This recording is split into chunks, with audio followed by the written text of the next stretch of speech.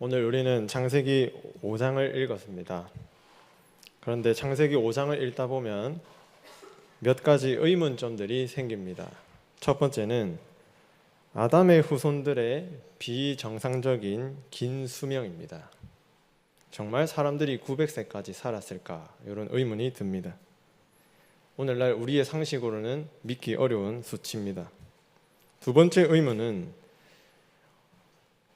아담의 후손들의 사망 연령을 구체적으로 기록하고 있습니다. 그렇다면 이를 통해서 인류의 시작이 언제인지 이렇게 계산할 수 있지 않을까요? 실제로 아일랜드 대주교였던 제임스 어셔라는 학자는 창세기 5장을 근거로 인류의 시작을 주전 4004년이라고 계산하기도 했습니다. 그런데 더 중요한 질문이 하나 남아가 있습니다. 그게 뭐냐면 하나님은 왜 이 사건을 기록했을까 하는 겁니다. 전체 성경의 일관적인 맥락에 비추어 보면 우리의 죄와 하나님의 구원의 은혜를 드러내기 위함입니다. 창세기 5장에 반복되는 내용이 있습니다. 바로 살고 죽었다 하는 겁니다. 그 당시 자연 환경이 노아 홍수 이전이어서 오늘날과 많이 달랐을 것입니다. 그래서 사람들은 900세까지 오래 장수했을 것입니다. 그러나 그들 모두는 죽었습니다. 죽음을 피할 수 없었던 것이죠. 오늘 성경이 강조하는 바가 그것입니다. 아무리 오래 살고 장수하더라도 다 죽습니다. 왜 인류는 모두 죽어야 할까요? 이 질문 앞에 우리는 하나님의 구원을 바라볼 수밖에 없을 것입니다. 오늘 본문은 아담의 계보로 시작됩니다. 1절에 보면 아담의 계보라고 하면 시작되는데 실제로는 아담을 말하고 있는 게 아니라 아담의 후손들인 셋의 후손들을 강조합니다. 창세기에는 총 10개의 계보가 언급됩니다. 그 특징 중 하나는 특정 인물이나 가문을 언급한 후에 그 후손들이 어떤 삶을 사는지 묘사한다는 것입니다. 그러면 오늘 창세기 5장은 아담의 계보를 언급하고 있지만 실제로는 아담의 후손이었던 셋의 자손들이 어떻게 살았는가를 묘사하고 있는 것입니다. 그런데 이 계보가 모세가 이 창세기를 기록할 때까지 책으로 보존된 것 같습니다. 오늘날 인쇄술이 발달한 것처럼은 아니겠지만 여러 가지 방법으로 많은 사람들은 아담의 계보를 남겨두었습니다. 그리고 모세는 그런 기록들을 참고해서 창세기 5장에 셋의 후손들을 기록해 놓았습니다. 그 이유가 무엇일까요? 창세기 4장 후반부에 보면 가인의 후손들의 목록이 열거됩니다. 그 다음 나오는 것이 셋의 후손들입니다. 이걸 봤을 때 악한 자에게 속한 가인의 후손들과 여호와의 이름을 부르고 예배 공동체를 이룬 셋의 후손들의 삶을 대조하기 위함이란 것을 알 수 있습니다. 가인의 후손들은 문명은 발달시켰지만 그들의 삶은 폭력과 살인을 일삼았고 죄책감조차 가지지 않았습니다. 반면에 셋의 후손들은 여호와의 이름을 부르며 악한 세상으로부터 구별되어 경건하게 살았던 것이죠. 그 경건한 자손들의 목록이 창세기 5장에 기록되어 있습니다. 셋의 후손들이 경건하게 살았던 이유는 그들의 능력 때문이 아닙니다. 하나님께서 그들에게 은혜를 거두지 않으셨기 때문입니다. 하나님은 셋의 후손들에게 창조의 복과 창조의 언약을 이어가도록 하셨습니다. 하나님은 아담을 하나님의 형상으로 창조하셨고 그 하나님의 형상이 셋의 후손들에게도 연결되게 됩니다.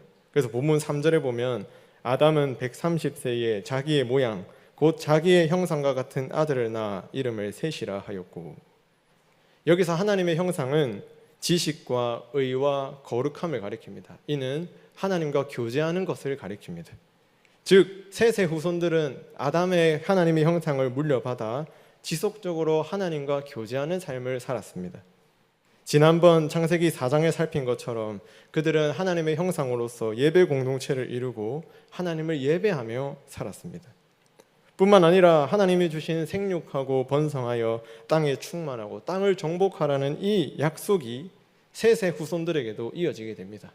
그들은 장수했고 많은 아들을 낳았으며 서로에게 아들을 낳고 이름을 부여하면서 하나님의 다스림을 보여주었습니다. 이런 은혜에도 불구하고 셋의 후손들은 본질적으로 가인의 후손들과 별반 다를 게 없습니다. 왜냐하면 가인의 후손이나 셋의 후손이나 결국 죽기 때문입니다. 앞에서 말씀드린 것처럼 창세기 5장에 반복되는 문구는 살고 죽었다라 하는 겁니다. 아무리 오래 살아도 죽었습니다. 누가 몇 세에 누구를 낳고 몇 세를 살다가 죽었다. 이게 창세기 5장의 핵심입니다. 아무리 경건하게 살고 하나님의 복을 받고 예배하는 삶을 살아도 모두는 죽습니다. 그 이유가 무엇일까요? 아담이 타락하여 부패했던 그 부패한 본성이 아담의 후손들에게 전가되기 때문입니다. 3절 말씀을 다시 보면 아담은 130세에 자기의 모양 곧 자기의 형상과 같은 아들을 낳아 이름을 셋이라 하였다고 합니다. 여기서 자기의 모양은 긍정적으로 보면 셋의 후손들이 하나님의 형상을 입고 있다고 볼 수 있지만 부정적으로 보면 아담의 부패한 본성이 그 자녀들에게 전가되었다는 것도 보여줍니다. 그러니까 이중적인 의미를 담고 있는 것이죠. 이 점에서 가인의 후손이나 셋의 후손이나 본질적으로 동일합니다. 모두 죄인이고 부패한 본성을 가졌고 하나님의 심판을 받아 죽는다는 것입니다. 부패한 조상은 부패한 후손을 낳습니다. 뱀이 뱀을 낳듯이 죄인은 죄인을 낳습니다. 일반적인 출생으로 아담에게서 나온 모든 인류, 특별한 방식으로 나신 예수 그리스도를 제외하고는 모두가 아담의 부패를 가지고 태어납니다. 그러면 아담의 죄가, 아담의 부패함이 왜 우리에게 전가될까요? 우리는 사실 억울하지 않습니까? 우리가 죄를 지은 것도 아닌데 어떤 잘못을 행한 것도 아닌데 왜 아담의 부패한 본성이 우리에게 전가되어야만 할까요? 이런 의문을 가지고 전가 교리를 부정하는 사람들이 있습니다. 그런데 가만히 생각해 보면 오늘날 우리는 우리가 뭔가를 하지 않아도 우리가 선출한 대표들의 행위를 통해서 그 결과를 누리게 되는 경우가 있습니다. 예를 들어서 우리는 국회의원을 뽑습니다. 우리는 국회의원을 뽑지만 우리가 선출한 그 대표가 나라를 운영하게 되는 것이죠. 그리고 그 대표가 실수를 하면 국가가 욕을 먹게 되고 잘하면 국민들이 유익을 누리게 됩니다. 물론 우리가 아담을 선택하진 않았지만 하나님은 모든 인류의 대표로 아담을 세웠습니다. 즉 언약의 머리로 삼은 것이죠. 그러니 아담의 타락은 곧 우리의 타락이요 아담 안에서 우리는 아담과 함께 범죄하여 타락했습니다. 이것이 바로 성경의 가르침입니다. 그럼에도 불구하고 의문이 해소되지 않을 것입니다. 왜 아담의 죄가 나에게 전가되느냐? 그런데 하나님께서는 이 대표성의 원리에 따라 동일하게 우리를 구원하십니다. 우리는 아담의 죄 때문에 죄인이 되었지만 예수 그리스도의 한 의로운 행위 때문에 우리는 구원을 받게 됩니다. 이렇게 하나님은 대표성의 원리에 따라 우리를 구원하게 되는 것이죠. 만약 아담의 부패가 우리에게 전가되지 않는다고 한다면 한 의로우신 예수 그리스도의 의로운 행위 또한 우리에게 전가되지 않을 것입니다. 그러니 아담의 부패가 전가된다는 것을 부정하는 순간 예수 그리스도의 의로운 행위로 구원받는다는 복음의 논리 또한 위협을 받게 되는 것입니다. 성경은 우리가 아담 때문에 죄인이 되었지만 동시에 그리스도 때문에 의인이 될 것이라는 복음을 선포하고 있습니다. 로마서 5장 18절입니다. 우리 함께 읽어보겠습니다. 시작. 그런즉 한 범죄로 많은 사람이 정죄에 이른 것 같이 한 의로운 행위로 말미암아 많은 사람이 의롭다 하심을 받아 생명에 이르렀느니라. 아멘. 그렇기 때문에 우리의 대표였던 아담이 죄를 범했기에 그 부패한 본성은 우리에게 전가되게 되는 것입니다. 다윗은 이 사실을 묵상했습니다. 왜 내가 이렇게 죄를 많이 범할까? 왜 이렇게 나는 타락했을까? 왜 이렇게 나는 죄로 가득할까? 묵상하다가 어떤 사실을 깨닫게 되었습니다. 시편 51편 5절에 보면 내가 죄악 중에 출생하였으며 어머니가 죄 중에 나를 잉태하였나이다. 이 말이 무엇일까요? 아담의 부패한 본성이 자기 안에 있다는 사실을 깨달은 것입니다. 자기 안에도 아담이 가졌던 그 악한 본성이 도사리고 있다는 것을 깨닫게 된 것이죠. 그로 인해서 수많은 죄를 짓고 자범죄를 범하며 하나님 앞에 불경건한 삶을 살았던 것입니다. 하나님은 이 죄에 대한 심판으로 죽음을 선고하셨습니다. 죽음은 단지 우리의 생명이 끊어지는 것이 아니라 하나님의 심판입니다. 성경은 죄의 삭은 사망이라 말했습니다. 그런데 우리가 생각해 볼 것은 그러면 죽음이 무엇인가입니다. 죽음에는 다양한 의미가 있는데 대결의문답 27문은 이렇게 가르칩니다. 우리 한번 답 같이 읽어보겠습니다. 시작. 타락으로 말미암아 인류는 하나님과의 교제가 끊어졌고 하나님의 진노와 저주를 받게 되었습니다. 따라서 우리는 본질상 진노의 자녀요 사탄에게 매인 종이며 이 세상에서뿐만 아니라 오는 세상에서도 모든 형벌을 받아야 하는 자들입니다. 이것이 바로 죽음입니다. 죽음은 단지 생명이 끊어지는 것이 아니라 하나님과의 교제가 단절된 상태를 가리킵니다. 하나님과의 단절이요 하나님의 심판이죠. 아무리 경건한 셋의 후손이라도 이것만큼은 피할 수 없었습니다. 이것이 바로 인간의 비참한 상태입니다.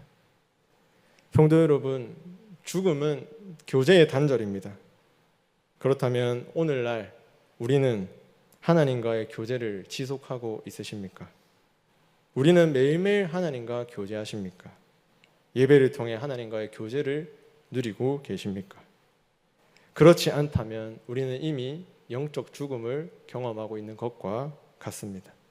그것은 아담으로부터 물려받은 부패한 본성으로 말미암아 하나님과 교제가 단절된 것을 경험하게 되는 것이죠. 그러면 이렇게 비참한 우리를 하나님께서 어떻게 구원하시는가 두 번째로 살펴보겠습니다. 창세기 5장의 구조는 간단합니다. 누가 누구를 낳았고 몇 년을 지내다가 몇 세까지 살고 죽었다는 것입니다. 그런데 특별히 5장 가운데 어떤 설명이 덧붙여진 사람들이 있습니다. 그게 바로 에녹과 라멕이라는 사람입니다. 잘 보이진 않겠지만 하나님은 에녹에 대해서 어떤 특별한 코멘트를 붙여 놓으셨고 또 라멕에 대해서 특별한 언급을 해 놓으셨습니다. 이를 보면 하나님이 인류를 어떻게 구원하셨는가를 알 수 있습니다. 먼저 에녹을 보겠습니다. 에녹은 이제 셋 계열 가운데 아담의 7대 손이었습니다. 그러면 아담의 후손 중 가인 계열의 7대 손은 누구일까요? 바로 라멕입니다. 그런데 성경에서 7은 완전수를 가리킵니다. 그 가문의 특성을 대표하는 인물이죠.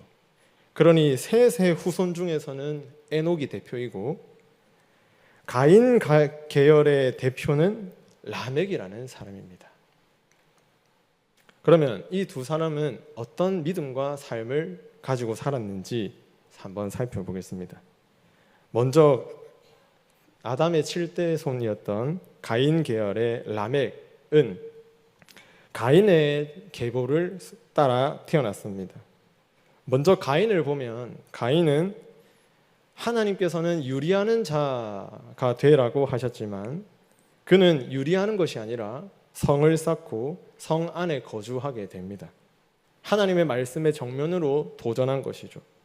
그런데 가인의 후손으로 이어질수록 그 악의 범위가 더 넓어지고 뻔뻔해지고 대담해지고 있다는 것을 볼 수 있습니다.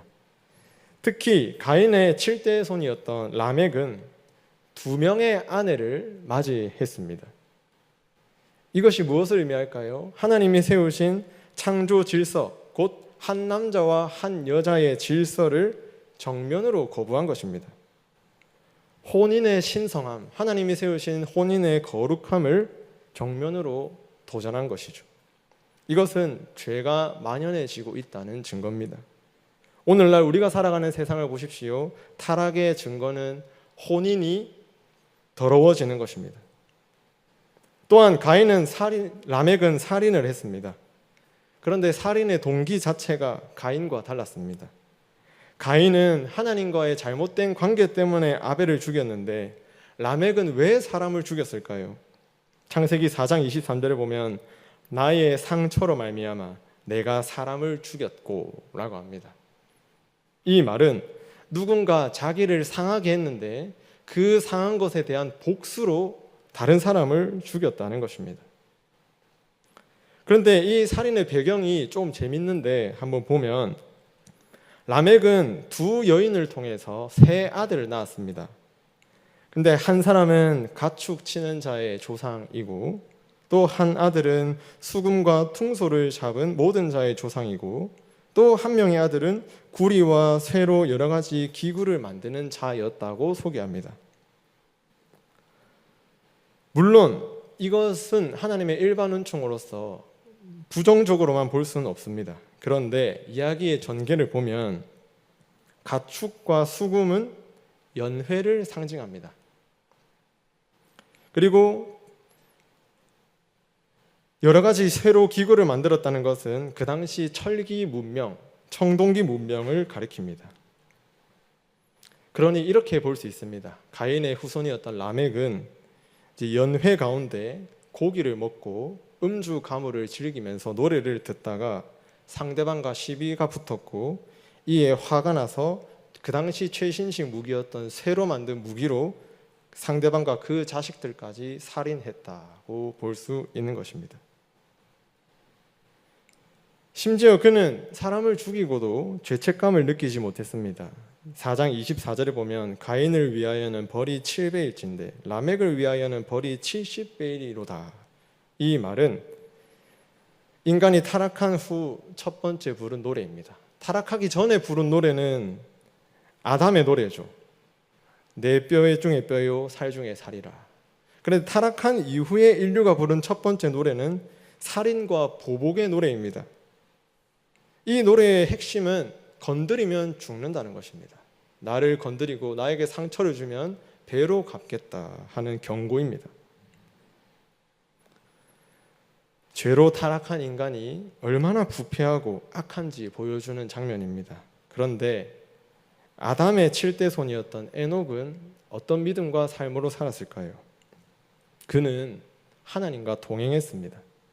21절 22절에 보면 에녹은 65세에 무드셀라를 낳았고 무드셀라를 낳은 후 300년을 하나님과 동행하며 자녀들을 낳았다고 합니다. 동행은 쉽게 말하면 2인 3각 게임과 같습니다. 다리를 묶고 한 방향으로 나아가는 것이죠. 이는 하나님과 언약의 끈으로 묶인 상태에서 즐거운 마음으로 기꺼이 하나님의 걸음을 맞춰 걸어가는 것을 의미합니다.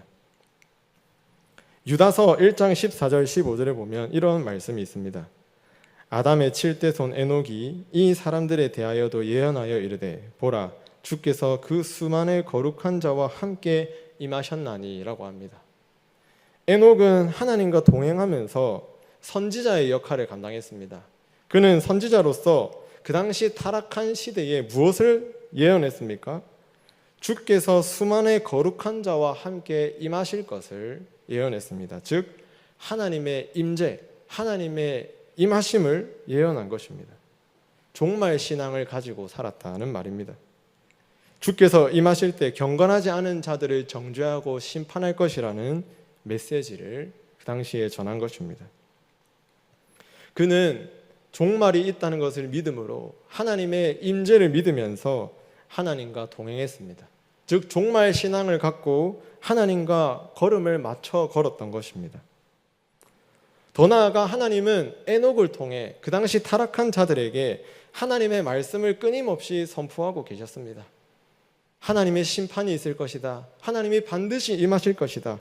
거룩한 자와 함께 임하실 것이다 라고 말입니다. 그러나 가인의 후손들, 라멕의 아들들, 라멕의 후손들은 그 말씀을 거부하고 더 악한 길로 행했고, 적어도 셋의 후손들은 하나님이 선포하신 말씀으로 믿음을 보존하고 있었던 것입니다. 그 믿음으로 말미암아 하나님과 발맞춰 걸으며 동행했던 것이죠. 또 가인의 후손 라멕과 대조되는 인물은 셋의 후손인 라멕입니다. 같은 이름을 가지고 다른 삶을 살았습니다. 그는 180세의 아들을 낳고 이름을 노아라고 지었습니다. 노아, 이 이름의 뜻은 안식, 위로라는 뜻입니다. 그러면 라멕은 아들을 낳고 어떤 믿음을 갖고 살았는지 알게 됩니다. 참된 안식을 추구했고 참된 안식을 바라보았다는 것입니다. 그런데 이 라멕의 말을 보면 29절에 보면 이런 말씀이 있습니다. 여호와께서 땅을 저주하심으로 수고롭게 일하는 우리를 이 아들이 안위하리라. 즉 하나님께서 땅을 저주하셨는데 그 저주하는 땅 가운데서 아들의 이름을 노아로 짓고 하나님의 안위와 안식을 바라보았던 것입니다. 그러면 그 당시 땅이 어떤 저주를 받았을까요? 창세기에 보면 3장에 보면 하나님은 타락한 아담에 대해서 땅은 너로 말미암아 저주를 받고 너는 내 평생 수고하여야 그 소산을 먹으리라 했습니다. 땅을 간다는 것은 고난이요, 그 고난 속에서 사람들이 여전히 살았다는 것을 의미합니다. 그런데 라멕이라는 사람은 자기 아들의 이름을 노아라 지음으로써 땅의 저주, 고난으로부터 해방되기를 소망했습니다. 그 아들의 이름을 짓고 하나님이 주실 참된 안식을 바라보고 하나님으로부터 오는 참된 위로를 소망했다는 것입니다. 이를 통해서 라멕이라는 사람이 어떤 믿음을 가지고 살았는지 알게 됩니다. 바로 여자의 후손을 통해 오실 예수 그리스도, 예수 그리스도께서 주실 안식과 위로를 대망했다는 것이죠. 즉 하나님은 타락한 그 사람들에 대해서 말씀과 또 메시아 소망을 가지고 그들의 신앙을 보존하셨습니다. 이러한 하나님의 은혜가 있었기 때문에 경건한 자들이 지속적으로 보존될 수 있었던 것입니다. 그런데 이 말씀과 예수 그리스도를 향한 소망은 오늘날도 계속됩니다. 하나님은 오늘도 우리에게 말씀을 주시고 그 말씀을 통해 예수 그리스도를 소망하고 바라보게 하십니다. 이 세상의 고난으로부터 참된 안식을 주실 예수 그리스도를 바라보게 하십니다.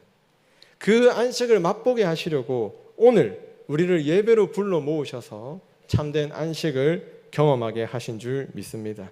이 예배를 통해서 참된 안식뿐만 아니라 주께서 주실 참된 위로도 경험할 수 있게 되는 것입니다.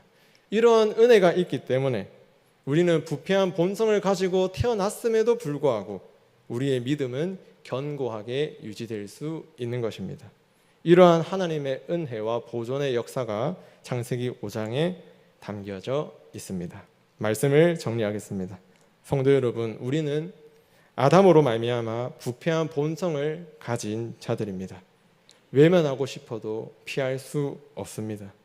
그런데 하나님은 이런 악한 본성으로부터 우리를 어떻게 구원하실까요? 한 사람 예수 그리스도의 의로운 행위로 그 의를 우리에게 전가해 주십니다. 또한 타락한 시대에 에녹을 통해 말씀을 선포하시고 라멕을 통해 메시아 소망, 메시아에 대한 소망을 가지게 하셨듯이 오늘날에도 동일한 방식으로 말씀과 그리스도를 향한 소망을 통해 우리의 믿음을 보존하십니다. 그러면 우리가 해야 될 의무는 무엇일까요? 바로 하나님과 동행하는 삶을 사는 것입니다. 하나님과 언약을 맺고 결혼한 자로서 하나님과 발맞춰 걸어가는 것이 우리의 책임입니다. 그리하여 하나님을 기쁘시게 하고 하나님을 영화롭게 사는 삶을 사시는 저와 성도님들 되시길 축복합니다.